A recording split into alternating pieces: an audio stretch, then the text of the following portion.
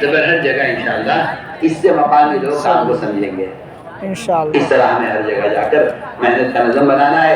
مقامی لوگوں سے پوچھیں کہ یہاں خواص کہاں ہیں، ملاقات ان سے بھی کرنی ہے، اور علماء سے بھی زیارت کرنی ہے، اور یہاں عوام سے بھی ملاقاتیں کرنی ہے. چار وہاں لگائے ہوئے ساتھی کون کون ہیں، کتنے ہیں، ہمیں ان سے ملاقاتیں کر کے انہیں ملکوں کے لیے تشکیلیں ان کی کرنی ہے جن کے شرائط پوری ہوتی ہیں ملکوں میں جانے کے لیے.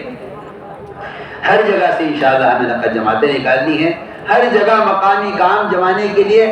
دیکھو میری بات ذرا کان کھول کے سنیں سب، مسجد کی آبادی کا عمل ہر مسجد میں کرنا ہے. آپ یہ نہ جا کے پوچھیے کام ہوتی ہے، آپ جماعت میں نکل رہے ہیں، آپ کی ذمہ داری ہے مقامی ساتھیوں کو ساتھ لے کر مسجد کی آبادی کا عمل کر کے دکھانا آپ کی ذمہ داری ہے. کیونکہ آسان بات ہے، بالکل 2 لفظوں میں مسجد کی آبادی کے میں عرض کر دیتا ہوں. مسجد میں اعمال دعوت قائم کرتے ہوئے باہر کی ملاقاتوں کے ذریعے لوگوں کو مسجد میں لانا، یہ مسجد کی 2.5 گھنٹے کی محنت بھی یہی ہے، اور مسجد کی آبادی کی محنت بھی یہی ہے. کوئی الگ کوئی چیزیں نہیں ہیں. 2.5 گھنٹے کی محنت بھی یہی ہے اور مسجد کی آبادی کی محنت بھی یہی ہے. دعوت عالم استقبال اسی کو کہتے ہیں کہ مسجد میں اعمال دعوت قائم کرتے ہوئے ہر فرد کو دعوت کے نام ملا کر انشاءاللہ کریں گے ہم. اگلی بات یہ آخری کہ سارے کاموں میں جو اللہ کی اصل مدد آئے گی وہ طلب سے، دعاؤں سے، عاجزی سے، اپنے آپ کو ناکارہ یقین کرنے سے، دن بھر کی محنت کے بعد اللہ کے سامنے کہ اللہ یہ میں محمد صلی اللہ علیہ وسلم جن سے اللہ نے مدد کا قرآن میں بار بار وعدہ کیا ہوا ہے، وہ کیا کہہ رہے ہیں؟ اشکو لے گا ذوق قوتی، اے اللہ میں اپنے ذوق کا تجھ سے سامنے اقرار کرتا ہوں. اے اللہ میں شکایت کرتا ہوں اپنے ذوق کی تیرے سامنے، بجائے ستانے والوں کی شکایت کرنے کے، نہ ماننے والوں کی شکایت کرنے کے، اپنے ذوق کی شکایت کر. میں کام کر نہیں سکا، میں ان کو سمجھا نہیں سکا. اے اللہ قلوب تیرے ہاتھ میں ہیں، تو ان کے دلوں کو پھیر دے. اگر یہ راتوں کی، میں کہتا ہوں واقعی اتنی دیر دعائیں مانگا کرو کہ ہاتھ تھک جائیں اٹھائے اتنی دیر دعائیں مانگا. تو میں جتنی دیر دعا مانگو گے نا، کافی دیر کے بعد میں محسوس ہوگا کہ اللہ تعالیٰ متوجہ ہو رہے ہیں. کافی دیر بعد محسوس ہوگا کہ اللہ متوجہ ہو رہے ہیں. اور اللہ ایسا فرماتے تھے جب یہ محسوس ہونے لگے کہ اللہ متوجہ ہے، اور ہمیں کیسے پتہ چلے کہ اللہ متوجہ ہے؟ وہ تو دعا میں اللہ کا دھیان ہی بتا دے گا کہ اللہ متوجہ ہے. اگر بندے کا دھیان نہیں ہے تو اللہ متوجہ نہیں ہے، پکی بات ہے یہ. اس جگہ یہ بندہ کسی عمل میں اللہ بھی متوجہ نہیں ہوتا تو اللہ بھی اسے اعراض کیے وہ. جب تک بندہ اللہ کو سوچ رہا ہے اللہ متوجہ ہے، جب بندہ اللہ کو نہیں سوچ رہا ہے اللہ متوجہ نہیں ہے. اللہ کے متوجہ ہونے کی علامت یہ ہے کہ بندہ اللہ کی متوجہ ہے. اس لیے رو رو کر تنہائی میں اللہ سے ساری امت کے لیے، ساری انسانیت کے لیے دعائیں مانگنی ہے. اور یہ بات یہ کام امانت ہے، اس امانت سمجھ کر کرنا ہے. اور جو محنت اور نقل و حرکت اور کوشش مردوں میں محنت کی ہے، میں کہتا ہوں کہ وہی محنت روزانہ اپنے گھر کے اندر ان اعمال کو قائم کرنے کی ہے. کیونکہ گھر کے یہ اعمال اپنا اندر اتنا اثر رکھتے ہیں کہ عمر رضی اللہ تعالیٰ عنہ کو قتل کرنے کے لیے نکلے تھے. گھر کے قرآن کے حلقے نے، قرآن کے تصحیح کرنے کے حلقے نے عمر کو مسلمان بنایا ہے. آپ کہتے ہیں یہ کام کوئی ضروری ہے؟ آپ کہتے ہیں گھر کے اندر قرآن کا حلقہ کوئی ضروری ہے؟ آپ کو بات معلوم ہونی چاہیے کہ یہ اعمال گھر کے، یہ اعمال طہارت ہیں، یہ اعمال دعوت ہیں، یہ اعمال نبوت ہیں، یہ اعمال صحابہ اور اعمال ہدایت ہیں. انہیں ہدایت اور تربیت کے طہارت کے یقین کے ساتھ کیا جائے. اللہ صاف بتا رہے ہیں قرآن میں کہ اللہ گھر کی اعمال رزق میں پاک کرنا چاہتے ہیں. اللہ چاہتے ہیں پاک کرنا، تو بتائیے تو صحیح کون انکار کرے گا اس کا؟ ادھر ادھر کی باتوں میں آنے کے بجائے کہ کیا یہ قرآن کی تصحیح کا الفاظ آنے شروع ہو گیا. اچھا معلوم ہوتا ہے کہ آپ کو سیرت سے کوئی آپ کو کوئی تعلق ہی نہیں ہے. آپ کو قرآن سے اور حدیث سے کوئی وابستگی ہی نہیں معلوم ہوتی. آپ کہتے ہیں قرآن کا حلقہ کوئی ضروری نہیں ہے. کیا آپ نے قرآن نہیں پڑھا ہے؟ کیا آپ نے حدیث نہیں پڑھی ہے؟ کیا آپ کو عمر کی قصہ معلوم نہیں ہے؟ میرے دوستو عزیزو، یہ وہ اعمال نبوت ہیں اور اس دعوت کے کام کی بنیادی سیرت پر ہے. اس کا ہر عمل اور اس کا ہر کام وہ سیرت کی روشنی میں ہے اور سیرت اسلام کی بنیاد ہے. اس لیے پورا مجمع اس کا عزم کر لے کہ روزانہ اپنے گھر کے اندر جو 5 جامع گھر بتائے جاتے ہیں انہیں انشاءاللہ ہم اہتمام سے کریں گے، جن میں قرآن کی تصحیح کا حلقہ بھی ہے، کتابی تعلیم ہے، کیسی بات کا مذاکرہ کرنا ہے، اللہ کے راستے میں نکلنے کے لیے اپنی عورتوں کو تشکیل کرنا، اور اگر ان کا روزانہ مشورہ اہتمام سے، کل تعلیم کس کے ذمہ ہوگی، قرآن کس کے ذمہ ہوگا، یہ سارے اعمال جو روزانہ اہتمام سے کریں گے انشاءاللہ۔ عورتوں کا خروج اللہ کی قسم اس زمانے کی ضرورت کے اعتبار سے انتہائی لازم، انتہائی اہم، انتہائی ضروری ہے۔ میں بار بار کہہ رہا ہوں، یہ وہ سنت ہے محمد صلی اللہ علیہ وسلم کی کہ اگر عورتوں کا خروج نہ ہوا تو آپ کے گھروں سے میں اعتراض آئے گا، اور آپ کے گھروں سے بے دینی نکلے گی نہیں۔ اگر عورتوں کا خروج نہ ہوا، ہم تو ہر گھر میں عورتوں کی جماعت داخل کرنا چاہتے ہیں، ہر گھر میں عورتوں کی جماعت داخل کرنا چاہتے ہیں۔ ہم تو 40 دن کی جماعت اگر مشورات کیے تو کم سے کم 2 دن ہر گھر میں قیام کروانا چاہتے ہیں۔ 20 گھروں میں قیام چاہتے ہیں 40 دن کی جماعت کا، تاکہ 2 دن ایک گھر میں قیام۔ اس کے بغیر یہ احتجاج کی ہوائیں رکنے والی نہیں ہیں۔ آپ جتنے چاہیں پمفلیٹ چھاپے، جتنے چاہیں آپ موبائلوں پر دین کی باتیں پھیلائیں، اس سے یہ کسی نبی کا طریقہ ہے نہ کسی صحابی کا طریقہ ہے۔ یہ آپ نے رواجی طریقہ اختیار کیا ہے سنت کو چھوڑ کر، ورنہ سنت یہ ہے کہ عورتوں کی نقل و حرکت یہ گھروں کے ماحول کو تبدیل کرے۔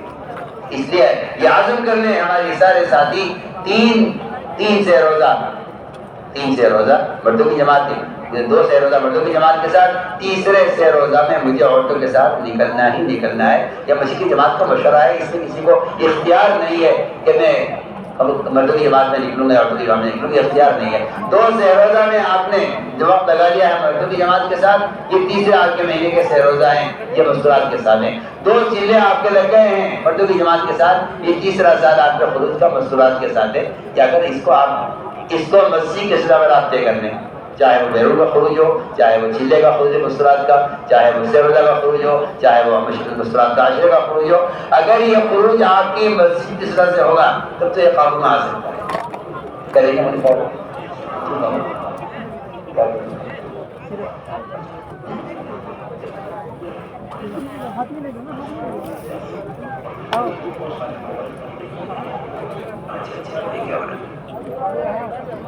میں تو سب سے پہلے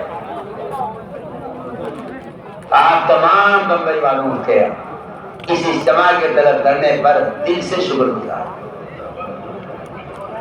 آپ نے اجتماع رکھا، آپ نے نظام الدین جماعت کا استقبال کیا، میں دل سے اس کا شکر گزار۔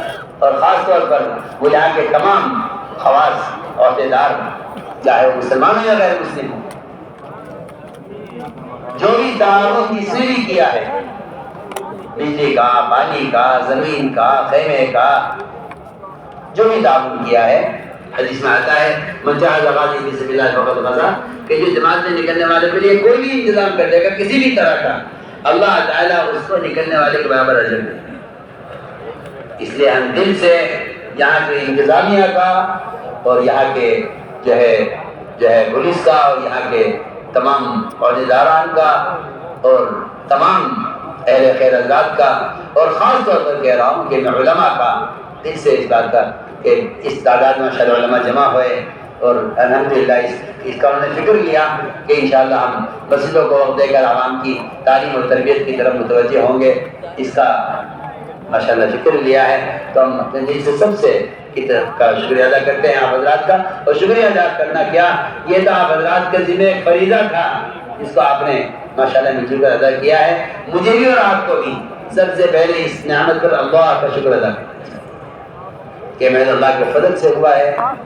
اور واقعی انبیاء علیہ السلام کا طریقہ یہ ہوتا ہے کہ وہ ساری کوشش محنت کر کے ساری محنتوں کو، کوششوں کو محض اللہ کی علاقے پہ منسوخ کر دیتے ہیں کہ اللہ نے کیا ہے۔ کسی نبی سے بات ثابت نہیں ہوئی کہ میں نے یہ کیا ہے۔ ایک مٹھی مٹی آپ نے پھینکی دشمن کی طرف جو سب کے آخر پہنچ گئی، اللہ نے آپ کے اس معمولی فعل کا بھی اللہ نے انکار کر دیا۔ فضل ہمارا میں رمیت ولکن اللہ رما، تو آپ سوچیے جب ایک معمولی مٹی پھینکنے کا عمل اللہ اس کا انکار کر رہا ہے کہ نبی نے نہیں کیا، تو کوئی بڑا کام ہم جیسے کر کے سمجھے کہ ہم نے کیا ہے، بتائیے اسی کام گنجائش۔ اللہ تعالیٰ آپ اس اجتماع کو قبول فرمائے اور سارے عالم میں اس اجتماع کے اثرات کو عام فرما کر سارے امت کی ہدایت کا اللہ تعالیٰ فیصلہ فرمائے۔ ایک درخواست یہ ہے سب سے کہ واپسی میں کسی کی چیز کا نقصان، کسی کے سامان کا نقصان، راستوں میں چلنے میں تنگی کرنا، حدیث میں آتا ہے کہ کہ جو راستہ تنگ کرے گا یا جگہ راستہ بند کرے گا، جگہ کو تنگ کرے گا، اللہ کے یہاں اس کی دین کی محنت قبول نہیں کی جائے گی۔ علماء نے 3 حدیثوں کا انتخاب کیا ہے حدیث میں سے، جس پر پچھلے زندگی کا عمل برباد ہو جاتا ہے۔ عصر کی نماز قضا کرنے پر جان بوجھ کر، یہ حدیث ہے، پچھلے عمل برباد ہو جاتے ہیں۔ نہ کسی پاک دامن عورت پر تہمت لگانے والے کے لیے اس کی بھی زندگی کا عمل برباد ہو جاتا ہے۔ اور اگر کوئی جماعت میں نکل کر راستے کو بند کرے یہ جگہ کو تنگ کرے تو حدیث میں آتا ہے کہ اس کا پچھلا سارا جہاد اور کوششیں سب ضائع ہو جاتی ہیں۔ اس بات کا بہت خیال رکھیں کہ اس واپسی میں ہماری رضا سے کسی کو تکلیف نہ ہو، اسٹیشنوں پر بھیڑ نہ کریں، نماز پڑھنی ہے تو ایسی جگہ پڑھیں جہاں لوگوں کی درگاہ نہ ہو، کیونکہ ہمارے عمل سے کام بدنام ہوگا یا ہمارے عمل سے کام کا نام ہوگا۔ اگر ہمارے اخلاق ایسے ہیں تو لوگ کہیں گے ماشاءاللہ اتنا بڑا مجمع، بلکہ آج بھی ماشاءاللہ حکام ہمارے پاس آئے یہاں کے اور پولیس والے بھی آئے، سبھی متاثر تھے کہ اتنے سکون کا مجمع آ رہا ہے جا رہا ہے۔ ہم مزید اپنے اخلاق سے اور مزید اس بات کی کوشش کریں کہ ہر طبقہ ہمارے کام سے اور ہمارے اجتماع سے خوش ہو، مطمئن ہو، کسی کو ہم سے کوئی شکایت نہ ہو۔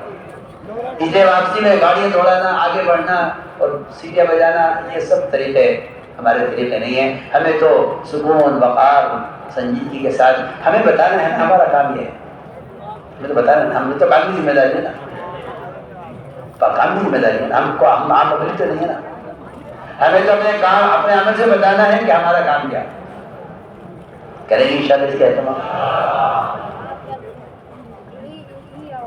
آپ کو